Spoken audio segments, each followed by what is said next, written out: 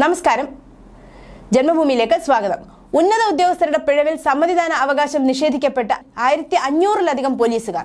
Rapid response force RRF മറ്റ് സംസ്ഥാനങ്ങളിലേക്ക് തെരഞ്ഞെടുപ്പ് ഡ്യൂട്ടിക്ക് പോയവർ, അവർക്കൊപ്പം പോയ ക്യാമ്പ് ഫോളോവേഴ്സ് എന്നിവർക്കാണ് വോട്ട് ചെയ്യാൻ കഴിയാതെ പോയത്. പഴയ പോസ്റ്റൽ ബാലറ്റുകൾ രാഷ്ട്രീയ ഇടപെടലിലൂടെ പിടിച്ചെടുക്കുന്നുവെന്ന പരാതി ഉയർന്നതോടെയാണ് ജില്ലാ കേന്ദ്രങ്ങളിൽ കൗണ്ടറുകൾ ഒരുക്കിയത്. ഏപ്രിൽ 20 മുതൽ 24 വരെയാണ് പോലീസുകാർക്ക് പോസ്റ്റൽ വോട്ട് ചെയ്യാൻ ജില്ലാ കേന്ദ്രങ്ങളിൽ അവസരം ഒരുക്കിയിരുന്നത്.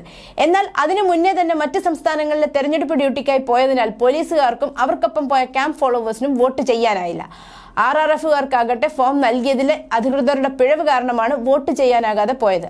12D ഫോമുകളാണ് പോസ്റ്റൽ ബാലറ്റിനായി ഉള്ളത്. അതിൽ അതാത് ജില്ലകളിൽ വോട്ട് രേഖപ്പെടുത്താനുള്ള അനുമതിക്കായി പൂരിപ്പിച്ച് നൽകേണ്ടത് 12D ഫോമാണ്.